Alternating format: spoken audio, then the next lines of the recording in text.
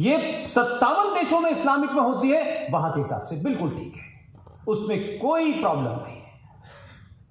कुरान मजीद का पहला कलमा तैयब, तैयब माने पाक, ला इलाहा इल्लल्लाह मोहम्मद रसूलुल्लाह, अर्थात अल्लाह के सिवा कोई दूसरा इबादत के लायक ही नहीं। अब आपको ये कंफ्यूजन ना होने लगे कहीं कि अल्लाह जो है भगवान का पर्यायवाची है। अल्लाह का भगवान से कोई मतलब नहीं है। ये मैं नहीं कह रहा, ये उनकी किताब कह रही है। ये उनकी किताब कहती है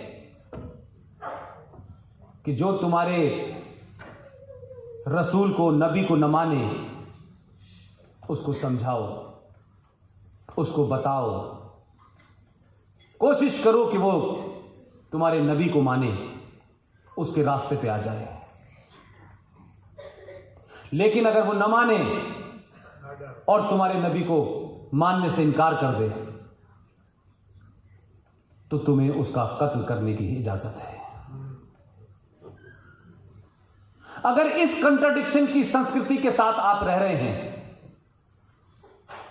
तो आप मुझे बताइए, ये मिलीजुली संस्कृति, ये गंगा जमुना तहजीब, ये भाईचारा, ये छोटा भाई बड़ा भाई, ये कितने फ्रॉड लगते हैं।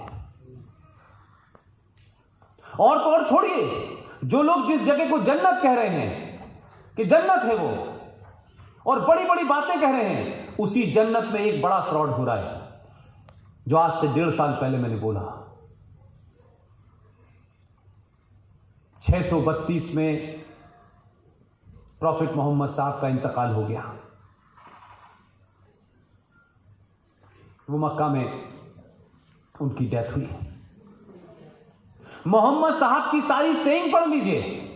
उन्होंने हिदायत दी, मेरे मरने के बाद न मेरी कोई मज़ार होगी, न मेरी कोई तस्वीर होगी, न मेरे से रिलेटेड कोई चीज़ भी रखी जाएगी। लेकिन आप बताइए, जम्मू कश्मीर के अंदर एक जगह है जिसकी लंबाई है 138 मीटर लंबी है और 23 मीटर चौड़ी है। अरब में कौन सी ऐसी हवा चली थी और कौन सी ऐसी साइंस थी कि मोहम्मद साहब के जिस्म का एक बाल उड़ा और कश्मीर आ गया।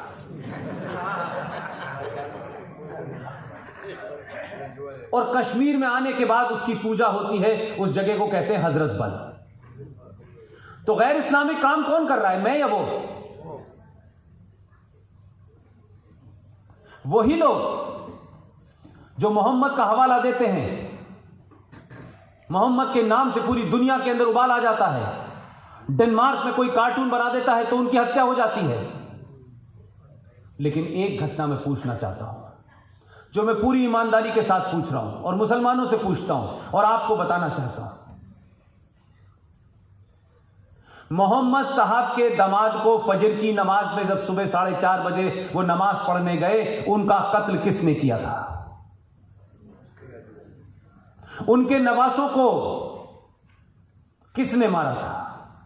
कौन लोग थे जो नारे तकबीर अल्लाह अकबर का नारा लगा रहे थे? कौन लोग थे जो कलमा पढ़ पढ़ के मोहम्मद साहब के खानदान का कत्ल कर रहे थे? भाई, उस वक्त तो आरएसएस की कोई ब्रांच नहीं थी, वहां कोई ब्रांच नहीं थी। जरा अपने गलेबान में झांको, मोहम्मद के मानने वालों, तुम मोहम्मद के खानदान के कातिल हो। जिन लोगों को मारा उनके मानने वालों को कहते हैं शिया, और जिन्होंने मारा है वो अल बगदादी के रिश्तेदार हैं। पूरी दुनिया में जो इस्लाम के नाम पर घोटाला हो रहा है उसको समझने की कोशिश कीजिए। इसलिए मैंने अपनी पिछली तकरीर में भी कहा कि नहीं पता किसी को, अगर आपको सही वक्त पे सही इतिहास बता दिया जाता तो इस देश में यह ताकतें कभी बड़ी नहीं हो पाती, क्योंकि आपको आर्गुमेंट से भी कमजोर कर दिया है। हथियार उठाने की बात तो मैं किसी दौर में करता ही नहीं हूं। आपकी संस्कृति सिर्फ इतनी